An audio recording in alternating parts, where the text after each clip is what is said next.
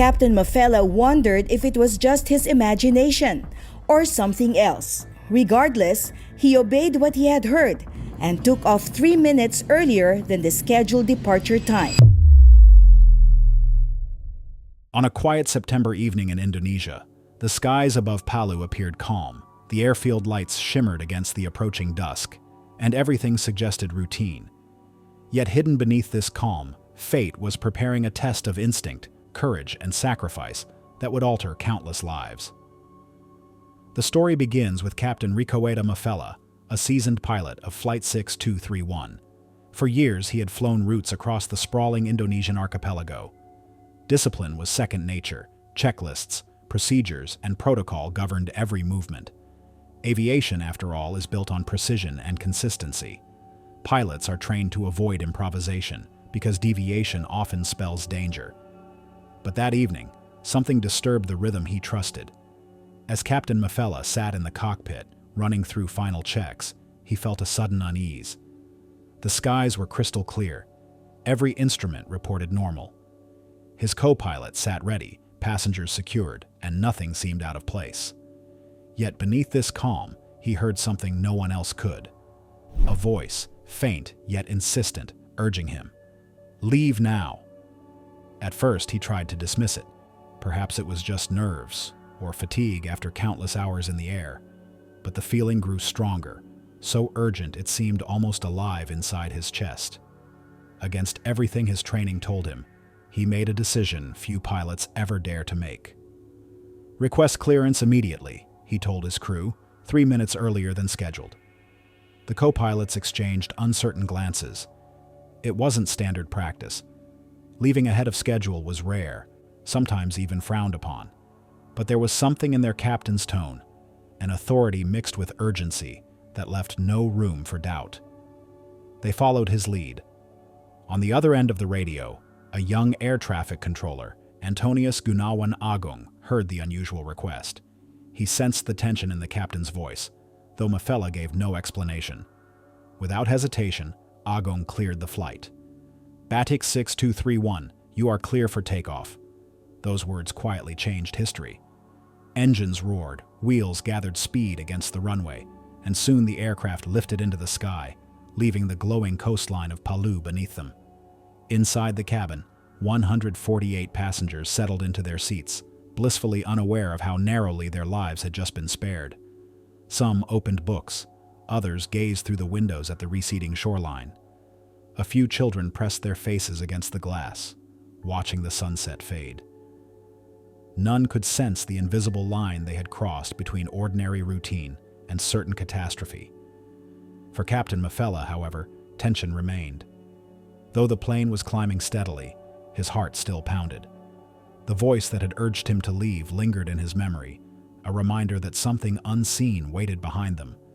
And then, just minutes after takeoff, the ground below erupted. At 6:05 p.m., Palu was torn apart by a 7.5 magnitude earthquake. The earth convulsed like a wounded beast, splitting open roads and shattering buildings. The very runway that had launched Flight 6231 cracked and buckled. Inside the control tower, windows exploded and concrete walls groaned. Controllers dropped their headsets, abandoning their stations as the building shook violently. Some rushed down the stairwell, desperate to escape. But one man, the same young controller who had cleared the flight, remained at his post. For Captain Mafella, silence filled the radio. He tried to reach the tower once, twice, 3 times. No answer. The absence of sound carried a weight heavier than any scream. Unbeknownst to him, chaos had swallowed the ground below. Had Flight 6231 still been on the runway, the earthquake would have struck before liftoff. The aircraft would have been trapped, torn apart as the asphalt split beneath it. 3 minutes had made the difference between survival and tragedy. But Palu's nightmare was not yet finished. From the cockpit, Captain Mafella soon noticed something strange. The ocean, usually calm, began forming vast ripples expanding outward. At first, it resembled sunlight patterns on the water. Then the truth became clear. These were not ripples, they were waves. A tsunami was building. From 1,500 feet, he watched the sea rise in circular walls, funneled directly into Palu Bay. The city below, home to more than 300,000 people, stood helpless before the oncoming force. Buildings collapsed, dust clouds rose, and dark shapes of water surged toward shorelines with terrifying speed. Passengers glanced through small windows, some noticing the strange movements of the sea. Most, however, remained oblivious, lulled by the hum of engines, unaware that thousands below were about to face destruction. The pilot gripped the throttle. Higher altitude offered safety for his passengers, but not for those on the ground. What he saw unfolding below would haunt him forever. Meanwhile, inside Palu's swaying tower, 21-year-old Antonius Gunawan Agung made a choice that defined his legacy. As colleagues fled, he stayed. Flight 6231 had not yet fully cleared his radar, and as long as it remained in his responsibility, he refused to abandon his station. Dust filled his lungs, ceiling tiles rained down, cracks split the walls. Still, he kept his eyes locked on the radar screen, silently repeating altitude and heading. When the plane finally disappeared from his radar, he turned at last. But the stairwell had collapsed. Rubble blocked every exit. He was trapped. For hours, rescuers struggled to reach him, braving aftershocks that threatened to bring the tower down entirely. When they finally pulled him free, his body was broken, but his spirit unshaken. Carried to a nearby hospital, he fought for life as doctors battled to stabilize his failing body. But resources were scarce, roads were destroyed, communications severed, and the promised helicopter transfer never arrived. That night, Antonius Agung died from his injuries. At just 21, he gave everything for passengers he would never meet. Above the chaos, Flight 6231 continued northward. Inside the cabin, children laughed at cartoons on phones, and tired travelers dozed against windows. They remained blissfully unaware of the disaster unfolding beneath them, or the young man who had stayed behind to guarantee their safe departure. When the aircraft landed smoothly in Makassar, passengers clapped softly in relief, grateful for an uneventful trip. They collected luggage, made phone calls, and resumed their lives. To them, it had been nothing more than a routine flight. Only later did Captain Mafella piece together the truth. His phone buzzed with messages. News flashed across screens, images of collapsed buildings, a shattered runway, and a coastline swallowed by waves. The silence he had heard on the radio had not been a malfunction.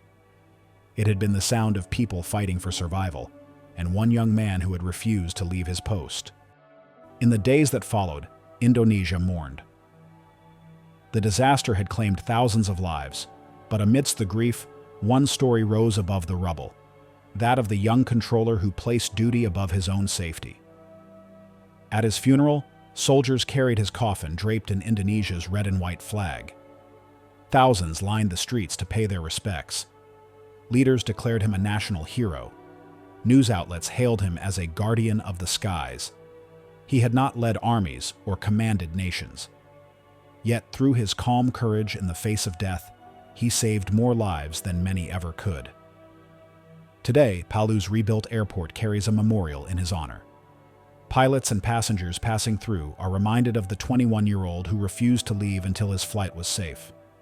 Aviation instructors tell his story as a lesson in responsibility, that sometimes duty weighs heavier than fear. The legacy of Flight 6231 is not only about disaster, it is about instinct and sacrifice. Captain Mafella listened to a voice he could not explain. Against protocol, he trusted an intuition that saved 148 lives. Antonius Agung stood firm inside a crumbling tower, refusing to abandon his post until his duty was complete. His sacrifice ensured those 148 souls reached safety, even as it cost him his own life. Their actions remind us that real heroism often hides in quiet choices, decisions made without glory, without recognition, but with unshakable resolve. The story of the last flight from Palu is not simply about an earthquake or a tsunami. It is about how instinct and duty, when tested by catastrophe, can shape the fate of many. One man trusted an inexplicable whisper. Another remained at his post when escape was still possible. Together, they drew an invisible line that separated survival from tragedy. The passengers of Flight 6231 went on with their lives, largely unaware of how close they had come to disaster. But the memory of that day endures, in the quiet courage of a captain, in the sacrifice of a young controller, and in the reminder that even in the darkest hours, ordinary people can rise to extraordinary heights. True courage is not always seen in grand gestures. Sometimes it is found in instinctive choices, or in the refusal to abandon responsibility. And sometimes it is measured not by survival, but by sacrifice. Let us know what you think in the comments below, and don't forget to subscribe so you don't miss any new videos. Thanks for watching.